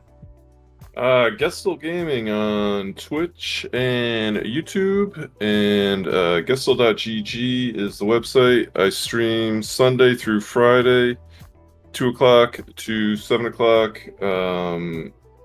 Pacific Standard Time. I am not streaming today, however. So come by tomorrow or any other time this week. I'll see you then. All right. Jay, where can everybody come and find you? On both YouTube and Twitch.tv at JRStar3. Okay. PJ? MXPJE on Twitch. Stream pretty much every single weekday, 2 times a day, as much as possible. Play a bunch of different games, mostly raid. They'll come say what's up, hang out. It's an awesome time. Okay. Zero Brew, what about you? Yes, sir. So Sunday, Tuesday, Friday, 8 p.m. Central Standard Time. You can find me on Twitch at Zero Brew. Also have the YouTube's and the TikToks, all with the same name. But if y'all do the TikToks, you get to see a little bit more on the insight. So college football kicked off this weekend, and I was taking pictures of my 5 TV setup and things like that. So you get to see some behind the scenes stuff. You follow me there. So Okay. what about you, Blazin? Well, you can find me here on YouTube at BLAZIN Gaming and on Twitch at BLAZIN Gaming RSL. We do have one last question because we have a event in the middle of the week, which is 2x Voids with a 10x Odin. Will you guys be pulling 10? Oh man. That's a trap, you guys know that, right? Of course. How else? I actually saw the message earlier on the Reddit, Someone said, "Oh man, nice. All the Kraken's gonna get a bait on this one, you know. So maybe I will have a chance of to get in the champion chess tournament on the Odin, which is they will do that, right? Guarantee. If you place number 1." And somebody is replying, "Do you think Kraken gonna be? Do you think one copy is enough for them?" Yeah, that's gonna be a. Oh man. I mean, 2x, 10x, yeah, 2x alone is pretty cool. You know, I maybe pop like 10. I have 180, something like that, so I don't mind. I really Okay. want him, man. Odin is pretty good champion, to be honest. His Okay. passive skill is so strong, man. Good luck, everybody. Gestal, what about you? Will you be popping shards? I don't have a whole. I have like 35 voids. I don't really feel like it's worth it. Although I do like the events when it is like a 2x, 10x, whatever. I do like those. I don't. I'm not. I do like Odin. I'm not in love with him. I don't think it's. I don't think 35 is enough to really pull for him. I'm not gonna buy him. So. Okay. Okay. Jay. Yeah, no. Everyone should be saving their shards for Summon Russian Champion Chase or for the guaranteed, coming soon. So. Okay. Okay. PJ. I'm not sure. I got like 100 voids, and I'm kind of close to Mercy. I'm like at 150, but it's like 50 voids is a lot. That's just to get to Mercy. I could go into Mercy. Looking at like maybe 60. That's all my voids. I don't know. I really want a Siffy, and I know we're having a 10x right now, but I just don't feel like I'm close enough to Mercy to where it's like worth pulling all those voids. So maybe I'll pull a few, but I don't know. I'm probably gonna try to save my Mercy. I think Odin's cool, but I don't know. I'm not. I want to see other people try him out first. I think. Okay. So I'm probably Okay. gonna save. So waste everybody else's resources before yours, right? Oh yeah. Zero. Now that you got a job back. Yeah, I know. And I have actually spent. I bought the stupid prism stone shard thingies, and that was a disappointment. But I was like, the champs are so good, and it's like 28% to get legendaries, and I have a lot of that. So I'm going to be hesitant on my resources back again. But I will say, I think I'm in agreement. You got to save for Freya, and you got to save for Thor. Like, those are guaranteed you're going to get them. And you may not get the Odin at all. So you need to probably prioritize the other two over Odin and kind of treat Odin as a get him. And then again, I go back to what they did to us with I call him Thalek Blade Master, but I go back to what they did with him on that. They said, oh, he's only going to be on this shard, and actually pulled a whole bunch, like 70 or 80 voids, got him. I was like, yes, I'll be one of the few that gets him and uses him. And then they go, but by the way, we're going to do this guaranteed on this thing a couple months later. And I was like, oh, are you serious? So messed up. Yeah. So I think 100% just be cognizant, skip potentially, and really focus on Freya and Thor if you want to get them or have the resources. So. I feel like that might actually be something that they do. Do. I knew as that was coming out of my mouth, I knew that was coming. Of course, the 5-year-old in Gestal. But Gestal! Not Gestal, Zero. I don't know what it is. I for some reason, I got you two mixed up. It's a new screen. It's we're in different spots. You're looking at us in different spots. You know, that's actually true. Is usually you're on the top in Discord and he's on the bottom. So I might have to. It's gonna take me some adjustment. But that said, I guess some people want to see a real close up. I've been trying to work with my OBS here, but this is what I currently look like for anybody out there. I'm all sweaty and hot. I have learned a new respect for women that wear makeup because, oh my God, underneath the lighting, not being able to drink as much water as I want to. Guys, before you ask your woman to put on makeup, just think about it because they go through hell with this. It's so hot. That said, let's go for some shout outs. Ken, what do you got for me, man? I like to shout out to my clanmate. He recently started streaming Skele TV. He's on the chat right now as well. I'm gonna post his Twitch over there. If you guys interesting, some not free-to-play perspective of the Hydra. He enjoyed it alone. He got like 2.5 billion, I believe, this week on the brutal difficulty with the 6-star Gaha roll and Calamitus. Actually, guys, we talked about him earlier.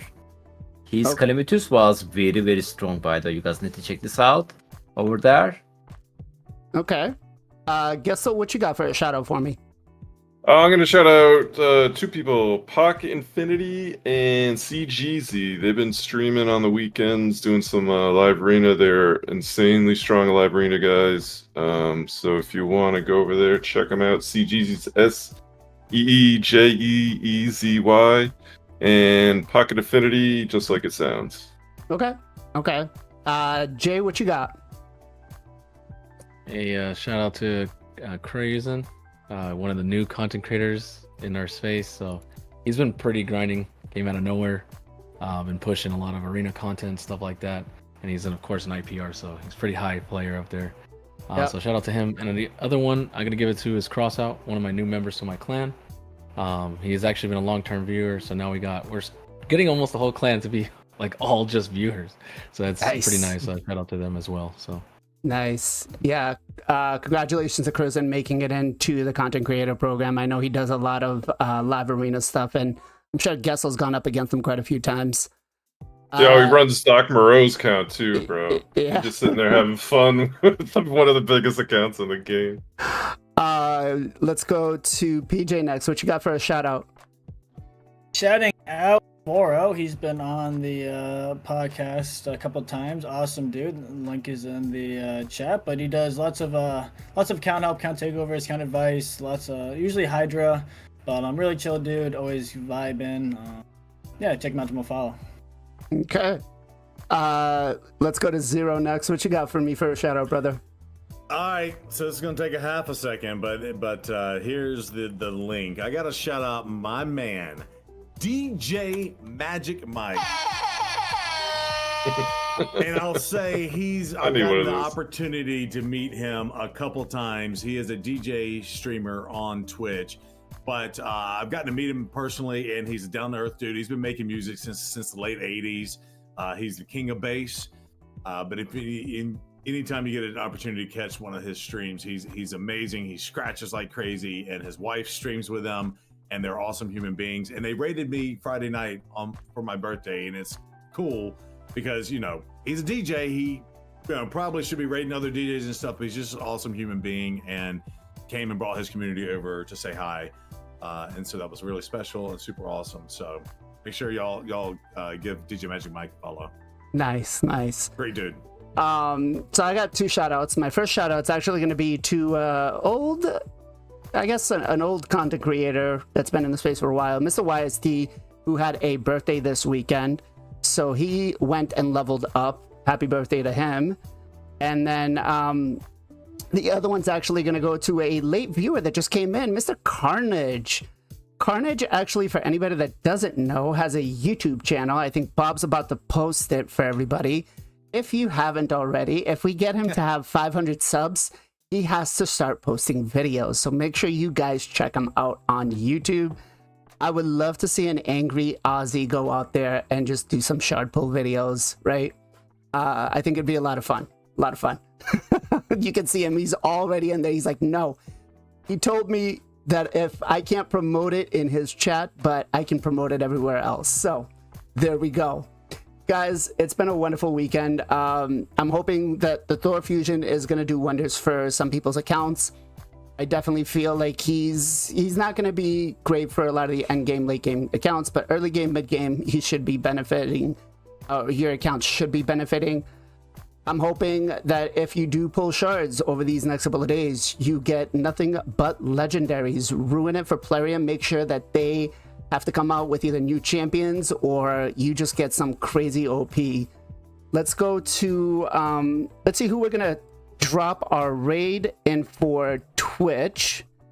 And I think we're going to go into, unless I see something from chat, we're going to actually go see our boy, Mr. 4O. Make sure you guys give him a follow over on the Twitches. He's also got a YouTube channel himself, so make sure you ask him for that too. We'll see if he pops it out. But guys, again, it's been a wonderful time. Thank you all for joining us. Hope you enjoyed the nice makeup my daughter did.